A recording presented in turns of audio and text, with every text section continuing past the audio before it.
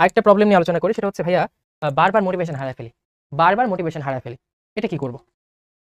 এটা একটা টাফ জিনিস। হিউম্যান ব্রেইনটা ডিজাইন এভাবে, বুঝছো? আমরা অল্পতেই হতাশ হই, আমরা অল্পতেই বাজে জিনিসে আকৃষ্ট হই, আমরা অল্পতেই বাজে জিনিসদের ইনফ্লুয়েন্সড হই। আমরা পজিটিভ জিনিস খুব বেশি দিন উপভোগ করে করতে চাই না। এটা একটা টেন্ডেন্সি। এটা বলতে পারো শয়তানের একটা কাইন্ড অফ অলওয়েজ পিঞ্চিং করা, পোক করা, এটা হতে পারে।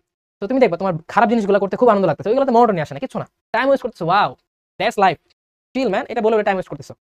তোমার অনেক ভালো লাগতেছে, কিন্তু টাইম যখন ইউটিলাইজ করা শুরু করো, আর এই লাইফ এত প্যারা, এত প্যারা, এত টাইম ম্যানেজমেন্ট করতে হয়। বাট কোনটা ভালো? টাইম ম্যানেজমেন্ট ভালো। জীবনটা সংক্ষিপ্ত, তোমাকে ইনফিনিটি লাইফ দেওয়া হয় নাই। তুমি একটা সময় আসছো, একটা সময় চলে যাবা।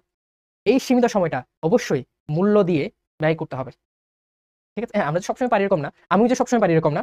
বাট তোমাদেরকে বলার মাধ্যমে নিজের মধ্যে এই বোধটা আরো জাগ্রত করি এবং দোয়া করবে যাতে আরো চেষ্টা করতে পারি আরো ভালো কিছু করার। তো তোমরাও এই ফিলিংসটা নিজের মধ্যে নিয়ে আসো। সময় অল্প, জীবনটা অতি সীমিত। জীবন যেহেতু একটা ডেডলাইন আছে, পরীক্ষার এবং পড়ার একটা ডেডলাইন থাকা উচিত। তো মেক এ প্ল্যান। তোমার এই ডেডলাইনটা নিয়ে ভাবো যে আমার পড়তে হবে, পারতে হবে। দ্যাটস ওয়াই প্রতিদিন আমাকে আমার টাইমটা ইউটিলাইজ করতে হবে। ভাই, টাইম ইউটিলাইজ করে আনন্দ করা সম্ভব, টাইম ইউটিলাইজ করে অল্প হলে খেলাধুলা করা সম্ভব, বাট উইদিন লিমিট। তো তোমাকে যেটা করতে হবে, তোমার প্রায়োরিটি সাজাতে হবে। তুমি যে আজকে দিনে বসে ভাবো what is your main priority, তোমার মাথায় একটা উত্তরে আসবে, সেটা হচ্ছে সাকসেস।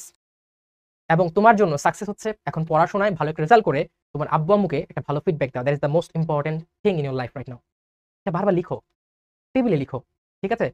দেয়ালের মধ্যে কিছু একটা চিট কোড লিখে সাজায় রাখো, খাতায় লিখো। প্রত্যেকবার এটা মনে করো তোমার প্রায়োরিটি কি, এখন তোমার কি করা উচিত। তখন দেখবে এই যে টাইম নষ্ট করা বা সময় অপচয় করা, এটা থেকে তুমি আস্তে সরে আসতেছো। এবং তোমার যে একটা মোটিভেশন ভালো কিছু করা, সীমিত জীবনটাকে একটু ইউটিলাইজ করা। জীবনে মরে যাওয়ার আগে যেহেতু আব্বু আম্মু জন্ম দিছে, তাদেরকে কিছু একটা দিয়ে যাওয়া বা তাদের জন্য কিছু একটা করে যাওয়া, এইটাও মনে হচ্ছে জীবনের সব থেকে সেরা মোটিভেশন হতে পারে একটা মানুষের জন্য। তুমি ছেলে হো, মেয়ে হো, হোয়াটএভার ইউ আর, বুঝছো? তো এই জিনিসটা জাস্ট 7 দিন প্রত্যেকদিন নিজের মধ্যে নার্চার করো। 7 দিন এই মেন্টাল এক্সারসাইজটা করো। যখন এটা তোমার মধ্যে বসে যাবে, ট্রাস্ট মি ভাই, তোমার তানজিম ভাইকে দরকার হবে না মোটিভেশনের জন্য।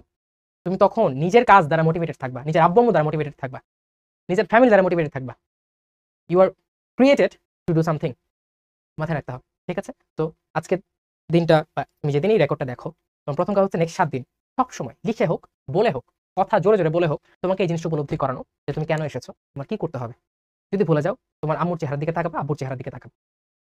ঠিক আছে? তুমি একটা সময় ফ্যামিলি অবলম্বন হবা, তোমার ছোট ভাই বোন আছে, তাদের গার্ডিয়ান হবা। এই জিনিসগুলো ভাইবো। এই জিনিসগুলো মনে হবে যে সীমাবদ্ধতা না ভাই, that is the actual happiness of life. তুমি কারো জন্য কিছু করতে পারতেছো, তখন দেখবা তোমার জন্য আল্লাহ তাআলা করবে, তোমার আনন্দের ব্যবস্থা উনি করতেছে, কোনো সমস্যা নেই। আমরা একটা ভুল কনসেপশনে ভুগি যে আমরা যা মন চাই তা যদি করতে পারি, রেকলেস জীবনযাপন যদি করতে পারি, তাইলে মনে হয় জীবনটা অনেক আনন্দের। এটাই মনে হয় অ্যাডভেঞ্চার। নো, এটা অ্যাডভেঞ্চার না। ঠিক আছে? এটা আন্ডারস্ট্যান্ড কর।